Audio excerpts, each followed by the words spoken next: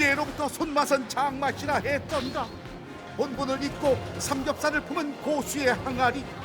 최강의 풍미를 위해 항아리 바깥쪽으로 열이 빠져나가지 않도록 철저히 외벽을 다져놓은 이른바 항아리 산성. 여봐라, 무엇하느냐, 모두 모여 초벌하여라. 진짜 성벽처럼 쌓았네요. 오븐에다가 고기를 구우면은 겉은 바삭하고 속은 촉촉한데 오븐의 원리를 한번 이용해 보면 어떨까. 그래서 이제 여기까지 오게 된 거죠.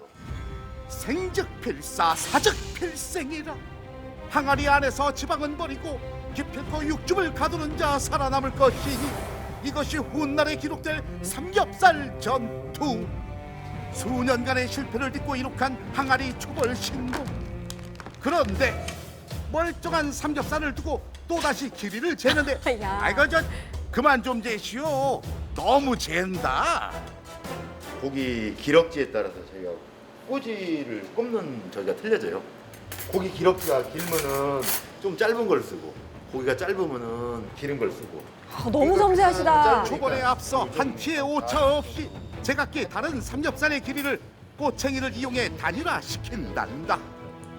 여기가 밑바닥이고 저희가 지금 그 고기 걸리는 건 25cm 여기 집게쯤 걸리는 겁니다. 그래서 고기가 이런 식으로 걸리는 거죠. 이렇게 매달리면. 밑에가 일정하게 높이가 네, 그렇죠. 맞군요. 네. 그걸 맞춰주는 거예요? 항아리에 가도 참나무 장작의 강한 화력으로 삼겹살을 초벌하는 만큼 육지를 태우지 않기 위해 일정하게 장작과 거리를 두기 위한 치밀하고도 비범한 꼬챙이 전술. 이번엔 또 차가. 허나 이게 끝이 아니었으니 또다시 자를 대동해 항아리에 걸린 삼겹살 간의 거리를 측정하는데 참 구워지기 어렵네요. 15cm를 띄어야지 그 기름이 옆으로 튀지를 않아가지고 고기가 훨씬 더 부드럽고 맛있습니다. 대단하지도- 느끼한 맛을 많이 잡아주고. 사회적 거리? 이에도 놀랄 관심법으로 지방이 많은 삼겹살의 특성을 고려해 탄생한 15cm 거리두기 법칙까지. 고수, 자, 항아리, 잘 익었어요. 그리고 삼겹살이 이룬 육즙의 기적. 이것이 바로 누구도 넘보지 못할 유일무이 삼겹살 법칙이라. 항아리 초벌을 마치고 식객을 향해 가시는 걸음.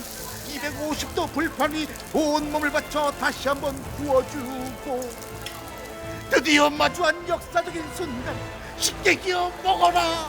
새로운 맛의 세계가 펼쳐질지어니. 더 이상 할 말이 없어요.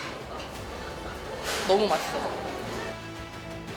변함없는 뚝심으로 지켜낸 궁극의 육즙과 고수의 열정이여 영원하라.